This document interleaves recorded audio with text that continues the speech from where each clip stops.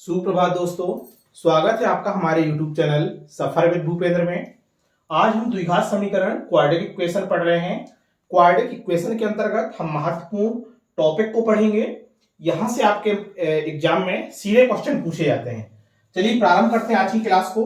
आज की क्लास है हमारी द्विघात समीकरण। सबसे पहले यदि हम द्विघात समीकरण क्वाड्रेटिक इक्वेशन को देखें तो हमारा जो द्विघात समीकरण होता है कुछ इस तरह से होता है, ax² bx प्लस सी बराबर 0। और इसकी खास विशेषता होती है, ये जो द्विघात समीकरण होगा वहां पे a क्या होना चाहिए, इज नॉट इक्वल टू 0 होना चाहिए। कहने का मतलब ये हुआ कि ax² प्लस bx प्लस सी में a का मान 0 के बराबर नहीं होना चाहिए। यदि a आपका 0 के बराबर नहीं है तो आप बड़ी आसानी से कह पाएंगे कि आपने जो भी समीकरण लिखा है वो क्या लिखा हुआ है, द्विघात समीकरण लिखा हुआ है। ठीक है, चलिए यदि हम द्विघात समीकरण के मूल माने लिखेंगे, माना समीकरण के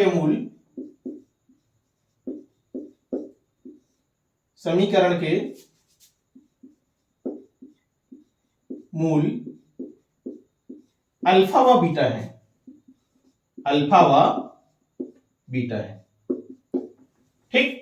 ऐसा देखिए आपने इस वजह से माना कि आपका समीकरण क्या है, द्विघात समीकरण है, अधिकतम घात 2 है। जब अधिकतम घात 2 है आपके द्विघात समीकरण में तो इसका मतलब यह हुआ कि हमारे समीकरण के मैक्सिमम रूट या अधिकतम मूल कितने होंगे, आपके 2 ही होंगे। ठीक है, तो देखिए हमने ये मान लिया कि हमारा जो भी समीकरण है उस समीकरण के हमारे मूल क्या है, एक मूल हमारा अल्फा है और दूसरा मूल क्या है, बीटा है। ठीक, अब देखिए इसका जो पहला इंपॉर्टेंट पॉइंट निकल के आता है वो निकल के आता है मूलों का योगफल। मूलों का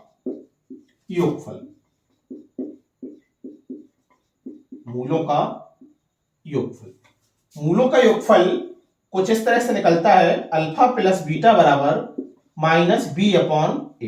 इंपॉर्टेंट है और यहां से क्वेश्चन पूछा जाता है, ध्यान दीजिएगा। मूलों का योगफल अल्फा प्लस बीटा बराबर माइनस बी अपॉन ए। ठीक, दूसरा इसमें पॉइंट बनता है मूलों का गुणनफल। क्या बनता है, मूलों का गुणनफल।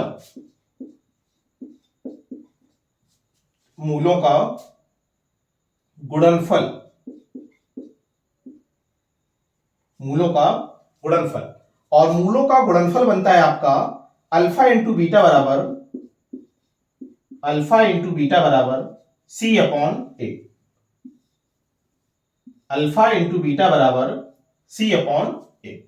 ठीक, तो कहने का मतलब यदि कोई द्विघात समीकरण दिया जाए तो द्विघात समीकरण की मदद से आप क्या निकाल पाएंगे, मूलों का योगफल निकाल पाएंगे, जो कि आपका अल्फा प्लस बीटा बराबर minus b into b upon a होगा।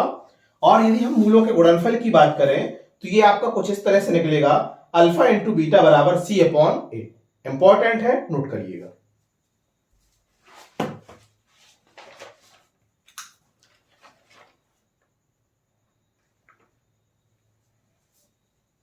ठीक है, इसमें एक पॉइंट और बनता है, यदि हमारे पास मूलों का योगफल दिया गया है और मूलों का गुणनफल दिया गया है तो देखिएगा द्विघात समीकरण का इक्वेशन क्या बनेगा। द्विघात समीकरण यहां देख लीजिएगा, द्विघात समीकरण कब, जब हमें मूलों का हमारे पास योगफल है और साथ ही साथ क्या है, मूलों का गुणनफल। तो देखिएगा द्विघात समीकरण हमारा कुछ इस तरह से बनता है, x² माइनस मूलों का योगफल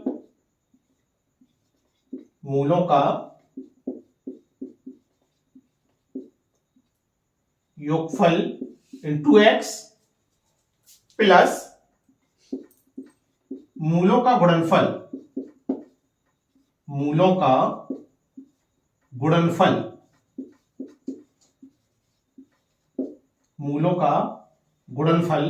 बराबर क्या हो जाएगा, 0 के बराबर हो जाएगा। ठीक है, चलिए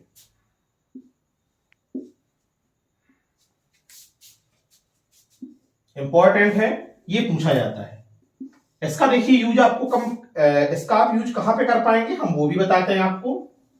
देखिए ये तीनों के तीनों पॉइंट आपके क्या है, वेरी वेरी इंपॉर्टेंट है। जिसमें से ये पॉइंट आपका खासकर इंपॉर्टेंट है, ध्यान करिएगा। देखिए इस पॉइंट का जो हमने सबसे लास्ट में लिखा है द्विघात समीकरण बनाना। द्विघात समीकरण किस स्थिति में आप बना पाएंगे? द्विघात समीकरण उस स्थिति में हम बना पाएंगे जब हमारे पास दोनों मूलों का योगफल दिया गया हो और साथ ही साथ दोनों मूलों का क्या दिया गया हो, गुणनफल दिया गया हो। तब हम दोनों मूलों की सहायता से बड़ी ही आसानी से क्या निकाल पाएंगे, द्विघात समीकरण निकाल पाएंगे। हमें क्या करना होगा, एक्स स्क्वायर लिखना होगा, माइनस चिन्ह लगाएंगे, फिर इसके बाद आता है आपका मूलों का योगफल। जो भी मूलों का योगफल निकले मिलेगा हमें यहां पे रखेंगे, साथ में एक्स का गुणा करेंगे, फिर इसके बाद मूलों का गुणनफल जो भी बनेगा बाद में हम क्या कर देंगे, प्लस कर देंगे, और इसे जब आप 0 के बराबर करेंगे तो यहां से आपको क्या मिल जाएगा, द्विघात समीकरण मिल जाएगा। इंपॉर्टेंट है और यहां से आपके एग्जाम में क्वेश्चन पूछे जाते हैं। चलिए इसी में कुछ इंपॉर्टेंट फॉर्मूले हम वो भी देखते हैं, देखिएगा।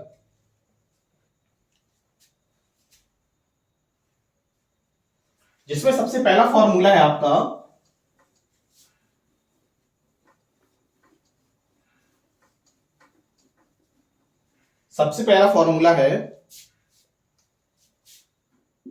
Alpha square plus beta square. तो ये हो जाता है आपका अल्फा प्लस बीटा का whole square minus 2 alpha beta, कुछ इस तरह से। ठीक, दूसरा बनता है आपका alpha minus beta. Alpha minus beta बराबर ये बनता है आपका अल्फा प्लस बीटा का whole square minus 4 alpha beta. ठीक है, ये भी इंपॉर्टेंट है। तीसरा देखिएगा, अगला है आपका alpha cube plus beta cube. इसका बनता है आपका अल्फा प्लस बीटा का whole cube minus 3 alpha beta, और बनता है आपका इनटू अल्फा प्लस बीटा। ये भी इंपॉर्टेंट है। ठीक, एक फॉर्मूला और बचता है आपका, वो भी देख लीजिए।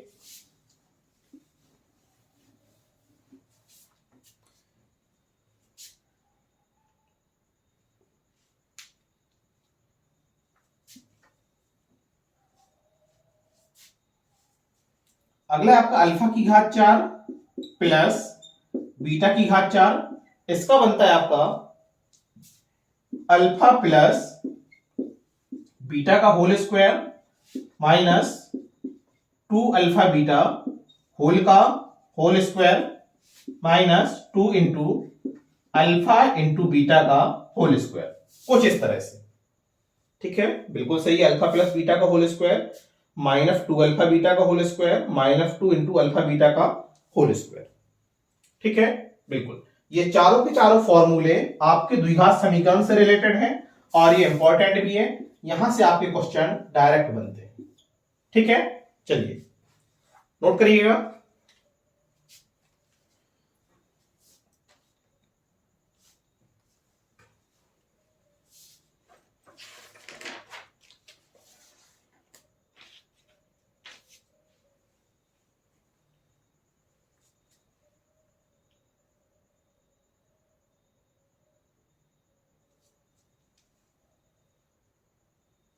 देखिए क्वेश्चन है आपका,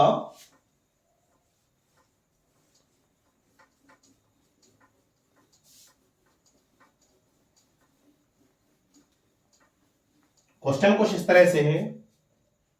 द्विघात समीकरण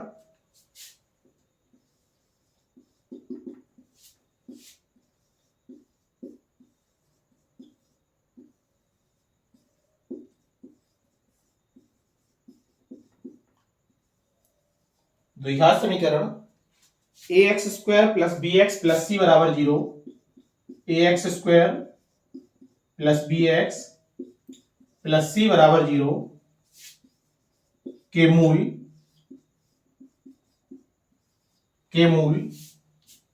अल्फा व बीटा है तो अल्फा व बीटा है तो अल्फा बटे बीटा प्लस बीटा बटे अल्फा का मान होगा, का मान होगा। ठीक है, ऑप्शन देख लीजिए।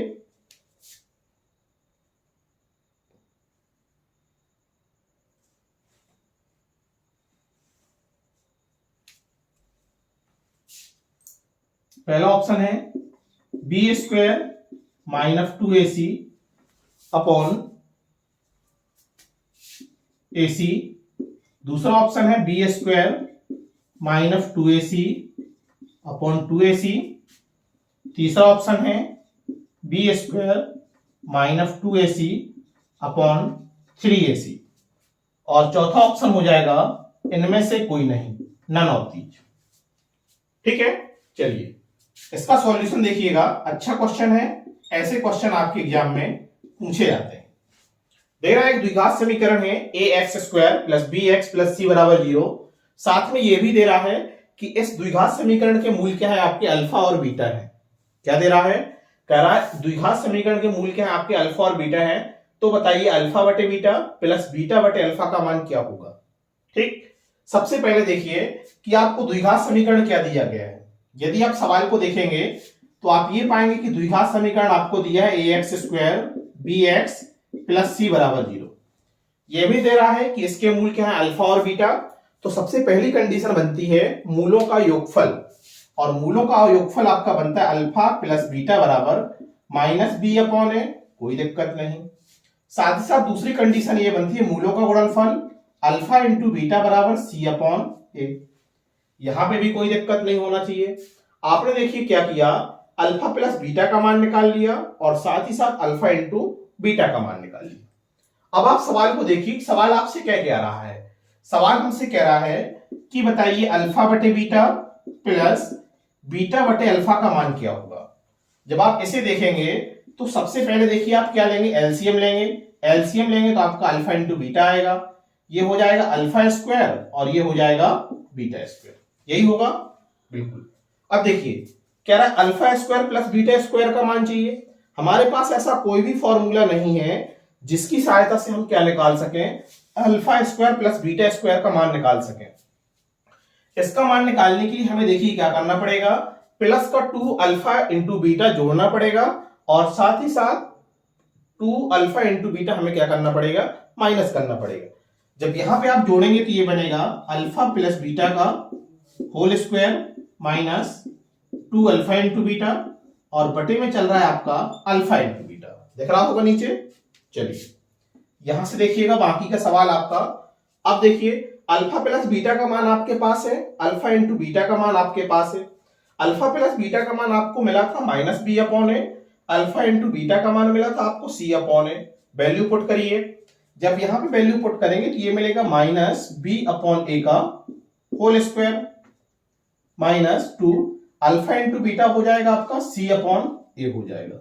बटे में चल रहा है अल्फा इंटू बीटा और अल्फा इंटू बीटा मिल रहा है आपको सी अपॉन। कोई दिक्कत नहीं।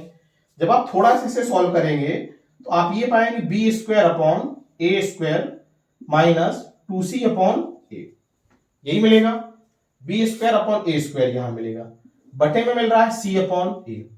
जब आप इसे सॉल्व करेंगे तो ये मिलेगा कितना, एलसीएम आएगा आपका ए स्क्वायर मिलेगा और ये हो जाएगा बी स्क्वायर और यहां पे आ जाएगा कितना 2ac। ठीक, और जो बटे का सी है ये क्या हो जाएगा, पलट जाएगा और ये बनेगा आपका a बटे सी।